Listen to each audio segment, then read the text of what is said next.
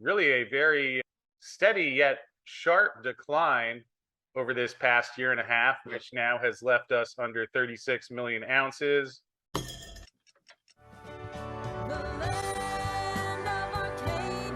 Well, hello there, my friends. Chris Marcus here with you for Arcadia Economics. And in today's video, going to dig into some of the latest silver data as we have a further reduction in the silver supply in the registered category on the COMEX, and also some big inflows into India as they continue on. So we'll cover that as well as a lot of the other silver news and gold news of your day. So with that said, to start off, we again do see the amount of silver in the COMEX register vault continue to decline. As you can see here, thanks to our friend Michael Silver Squeeze, who goes as Mike Say 98 on Twitter and provides these great charts, which make it even easier to dig into your silver data. You can see the COMEX registered stockpile now under 36 million ounces as the drain out of that COMEX registered continues.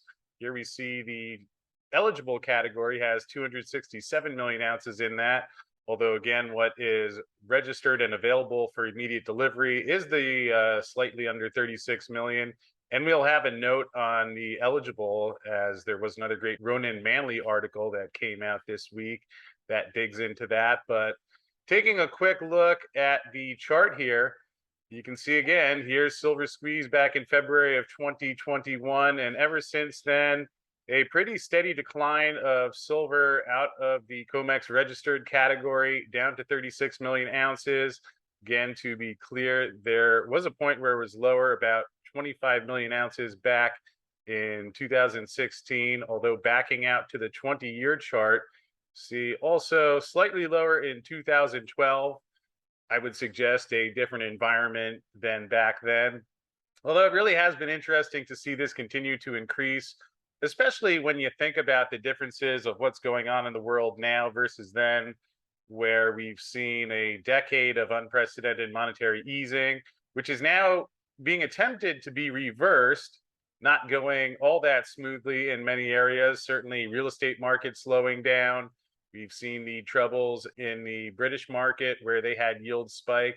Yields have come down there, but also in Japan, where they're holding their yields on the 10-year to 25 basis points.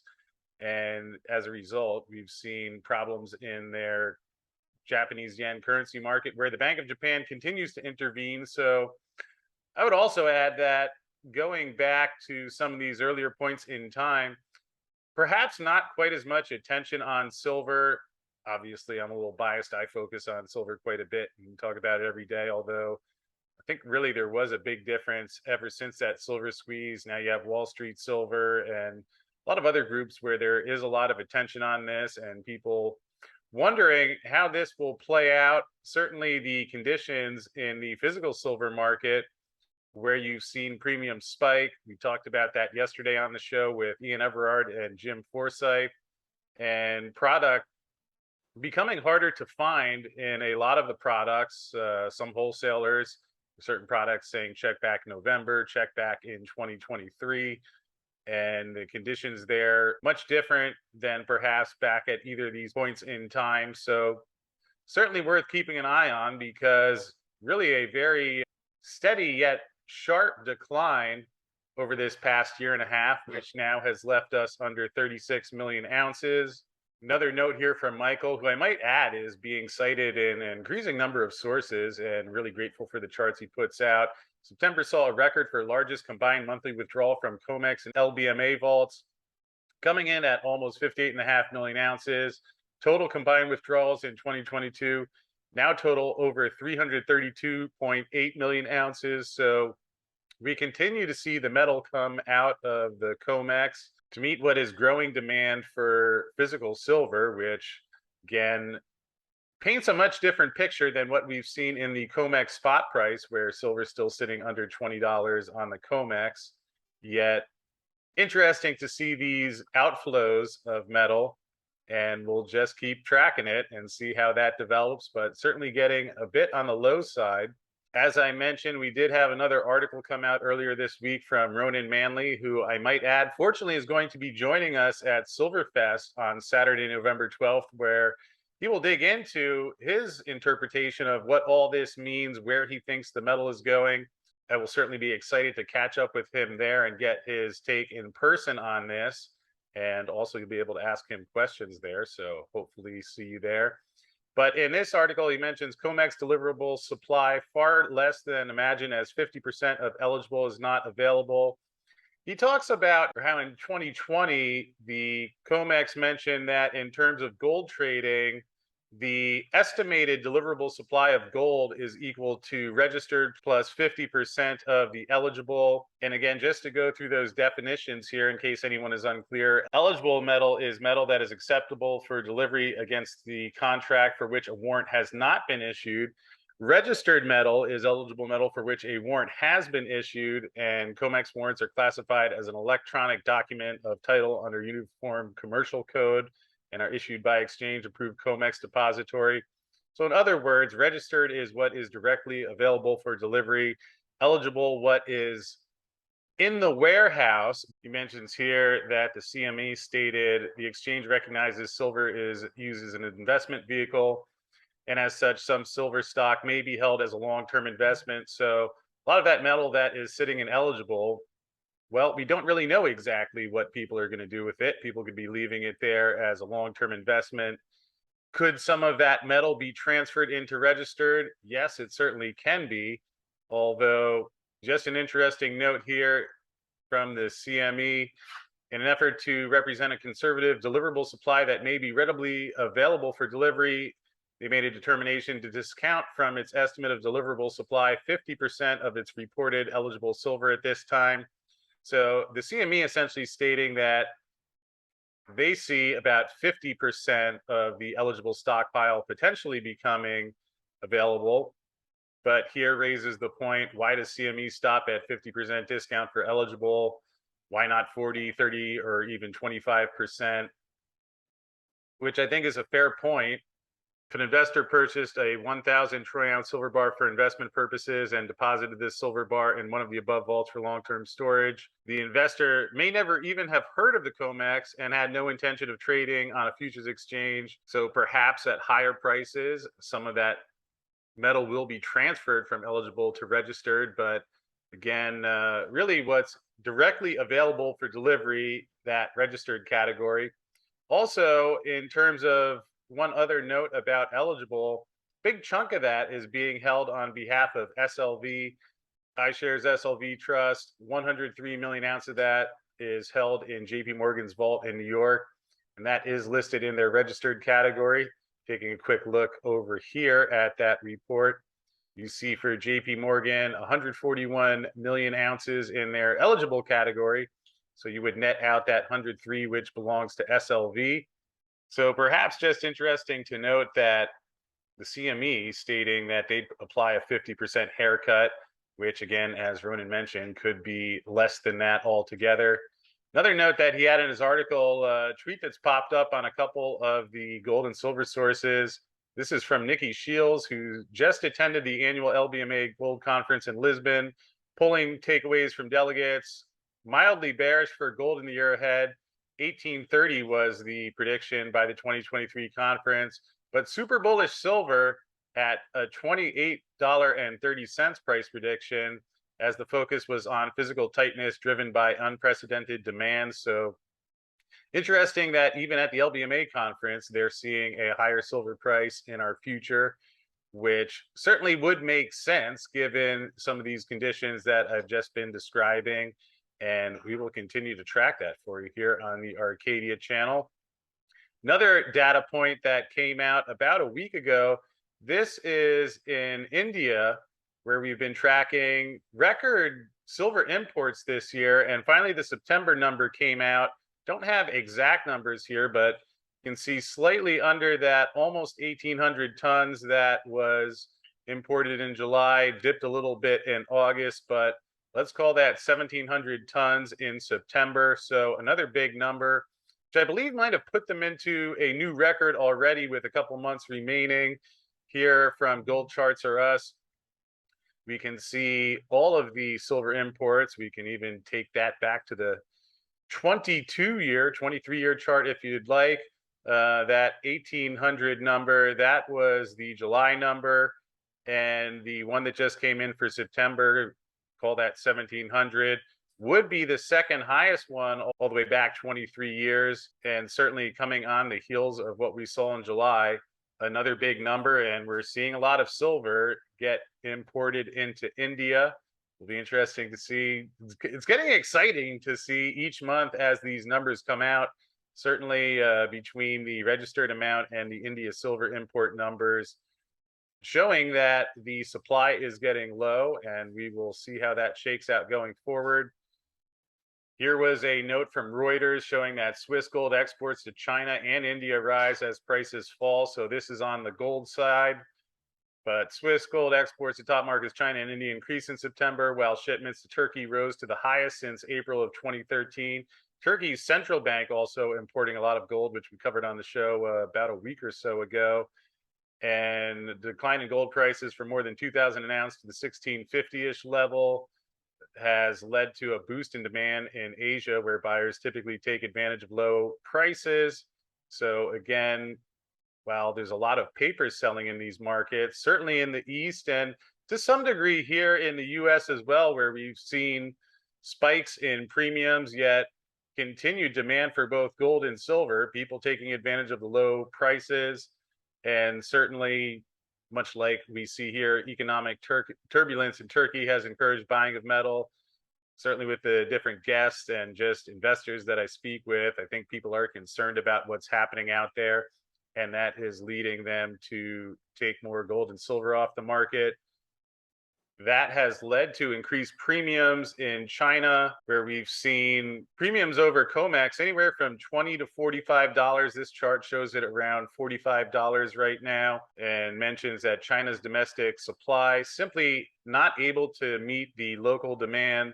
So continued evidence of the strong demand for physical metal. Another metal that I thought was worth commenting on this week, a couple stories recently over the past month from Bloomberg about a great copper squeeze is coming for the global economy. Copper used in everything from computer chips to toasters, power systems, and air conditioners. Much like silver, as the price has fallen by nearly a third, largely in conjunction with the fears of a global recession or slowdown. But what's interesting is inventories tracked by trading exchanges are nearing historical lows. Commodity experts have been warning of a potential copper crunch for months, if not years, and the latest market downturn stands to exacerbate future supply problems. Copper, of course, is not the type of thing that you can just flip a switch on. Here, the article mentions it takes at least 10 years to develop a new mine and get it running. And certainly with the attention of going to a green world, will require a lot of copper. Here was another article from Bloomberg, this one coming on October 20th. Strikingly tight copper market belies price drop, miner says. While macro headwinds have pushed copper prices down almost 30% from their peak in March, Richard Atkerson of Freeport McMoran mentions, striking how negative financial markets feel about this market, yet the physical market is so tight, we're not seeing customers scaling back on orders. So very similar demand to what we are seeing in the silver market. And here was the other article that Bloomberg had out this week showing that the bonded warehouses are all but empty, and the implications being felt across the copper market. China's bonded warehouses are all but empty as the once frenetic flow of metal into the stockpiles come to a shuddering halt. David Lilly, chief executive of hedge fund called Drakewood Capital Management, mentions the physical market is so tight, it's like a room full of gunpowder. Any spark and the whole thing could blow. We're living without a safety net. At the peak in 2011, 2012, there was about $10 billion worth of copper. China's bonded stocks held about 1 million tons of copper. This month, that totals down to 30,000 tons. And that's down from 300,000 tons from earlier this year. JP Morgan and ICBC Standard Bank have not entered into new financing trades. Market not sure if they will continue. Then we see down here copper trading at a premium this month, a 2020 yuan premium to copper for delivery in 3 months. That's the highest since 2005. And certainly if you do have central banks revert to easing, would be interesting to see if there is a spark there. So again, very similar dynamics to what we are seeing in silver. And again, a lot of the silver supply coming from copper mines. So all intertwined. In terms of other news of foreign countries continuing to want to move away from dollar infrastructure, here we have Chinese state researchers float the idea of a pan-Asian digital currency. Digital token would be pegged to a basket of 13 currencies, including the yuan, Japanese yen, South Korean won, and those of 10 other Asian countries, with the goal being to lower the region's reliance on the US dollar and help safeguard financial stability. Certainly something that we've seen from a lot of other countries, the BRICS nation, and now which includes Saudi Arabia, increasingly talking about moving towards the BRICS and away from the petrodollar, which is another one of the things that I think is driving what we're seeing in the silver market and the gold market as well, where countries wanting to have some sort of setup that is not as reliant upon the dollar and the Federal Reserve. I think everyone's seeing right now the impact that the Fed continues to have on the world and not feeling comfortable with that. Obviously, Russia has made their feelings on the matter known. And also another one here from Egypt, my father's home country, to develop new currency indicator to wean people off of the US dollar. Hassan Abdallah, appointed in August as the new central bank governor in Egypt, told an economic conference that the central bank was also working to introduce currency hedging and already finished futures contracts as it revamps its financial system. Indicator would be based on a basket of several currencies and possibly gold. So is there an immediate alternative to the dollar? Obviously not. And perhaps that's why there's still as much of the world revolving around the dollar at this point as there is. And which is not to say that a move entirely away from the dollar comes tomorrow yet. You see a lot of different countries studying mechanisms, building bullion exchanges, and basically cooperating to eventually arrive at that point, it seems, where there would be some sort of more equitable situation, perhaps based on currencies. Again, we've seen plenty of that from Russia. And speaking of Russia, Kremlin accuses the West of having essentially stolen gold and forex reserves via sanctions. That is coming from Kremlin spokesman Dmitry Peskov. And he says, in general, a large part of our assets have been essentially stolen by specific Western countries.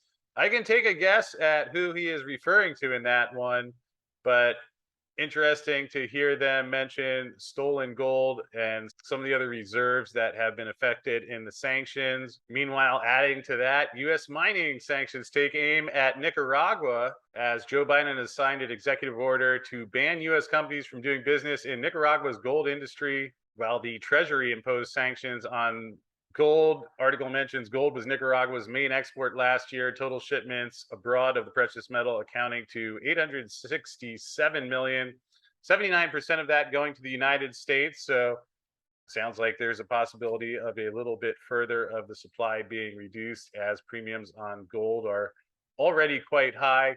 But back to a little central bank news on Wednesday, one of the surprises was the Bank of Canada slowed their rate hikes in a bit of a surprise. They were expected to raise rates by 75 basis points, but ended up raising only by 50 points, less than that forecast, as they cited mounting recession risk, which certainly do seem to be growing in a lot of places.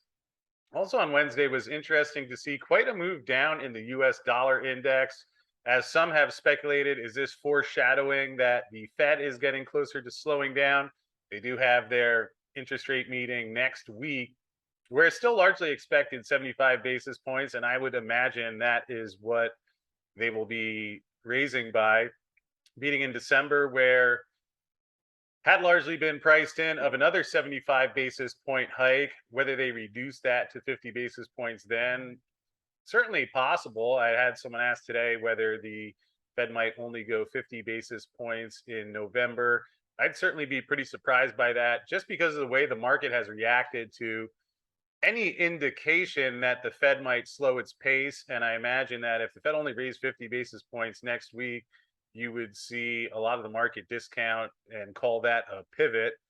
I certainly expect that it will be 75 basis points next week. again, with a lot of pressure building in the markets. Certainly, there's the potential that something breaks. Again, we have seen real estate prices start to come down, a lot of pressure with the higher mortgage rates, and certainly perhaps more overtly problems abroad. Credit Suisse, we're seeing swap lines to Switzerland and continued interventions in the yen by the Bank of Japan. Of course, that's offset by the high inflation metrics in the US, which I do think that the Fed is going to keep attempting to rein in. Although so far that hasn't been the case. And here was an interesting note Craig Hemke shared in his TF Metals column a couple of weeks ago that the Cleveland Fed, they're projecting October headline inflation at 10% month over month annualized. So the idea that inflation is coming down and that the Fed hikes is having an impact there certainly has not been the case yet. And even one of the central banks suggesting as much. And a few last notes before we wrap up. Got an email from David Morgan who asked if I would pass this along because we've heard a lot about the US Mint's mandate to meet the demand for American silver eagles, although that was technically changed in 2010 rather. The Coin Modernization Oversight and Continuity Act of 2010. New requirements called for the Secretary of Treasury to strike coins in both quantities and qualities that the Secretary determined to be sufficient to meet public demand. Purpose of the change was allow silver-proof eagles to be produced even at times when bullion coins were not being minted in quantities needed to satisfy public demand. So a subtle change there, but essentially saying that the amount minted should be what the secretary deems sufficient to public demand, not perhaps the amount that people are actually trying to buy, which seems to kind of defeat the purpose of all that. And as a result, we have $36, $37, $38 silver eagles for anyone who wants to buy those, as the US Mint has left a lot less supply on the market than would be meeting the actual demand. But in either case, in terms of what they are legally required to do, is based on the secretary's opinion rather than the public market's opinion. Certainly the kind of thing that we've seen plenty of. And we'll be discussing again at Silverfest 3. That's Saturday, November 12th. We'll be starting at 11 a.m. Eastern, 9 a.m. Mountain Time. And just to give you an idea of what we'll be digging into that day, David Morgan will be joining us for a review of everything we saw in 2022. We have Bill Holter, Peter Kraut, Rob Keynes, Jim Lewis of Wall Street Silver for the Silver Outlook. A couple of the dealers commenting on the state of the retail physical silver market. Lunch with First Majestic Silver. And then what's going on with the silver in the COMEX and LBMA. That's where Ronan will be appearing. We'll have Rafi on that one as well. SLV shorts and COMEX backwardation. And that's going to be a fun one with Bob Coleman and Vince Lancy. Is the Fed going to break the markets? We'll have Alistair McLeod and Rafi joining us there. And then some of the silver miners that you've heard me talk about on the show, they'll be giving an update on what they're up to. Also a silver stock roundtable, and then Ask the Expert segment. Of course, finished off by happy hour, so you can get your beer or cocktail and join us there. And will be a great chance to get your questions answered by some of these people because this is all a live event. It is online and free to attend. And also in the Silverfest happy hour, get to interact with people directly, make some new silver friends. So be excited to see you there. Looking forward to that in just a couple of weeks. Link to sign up is in the description field below. And just before we wrap up, would like to thank Kuya Silver for bringing us today's video. Kuya Silver, run by David Stein, who has appeared several times on the show throughout the past year and a half. And Kuya advancing their Bethania project closer into production. So certainly if you're interested in exposure to silver that is close to cash generation, that is the profile that Kuya fits. Their Bethania mine had an initial CapEx estimate of $14.2 million. And they're expecting to produce over 1 million ounces of silver in the first year alone, which could result in a profit of up to $9.5 million. Rather quick repayment period. on an all-in sustaining cost of about $10.48 of silver equivalent. And you can find out more about them at Kuya Silver. So thank you to Kuya for bringing us this video. Thank you at home for watching. Hope you're having a great day out there, and we'll be back tomorrow with Rafi's Weekly Silver Report.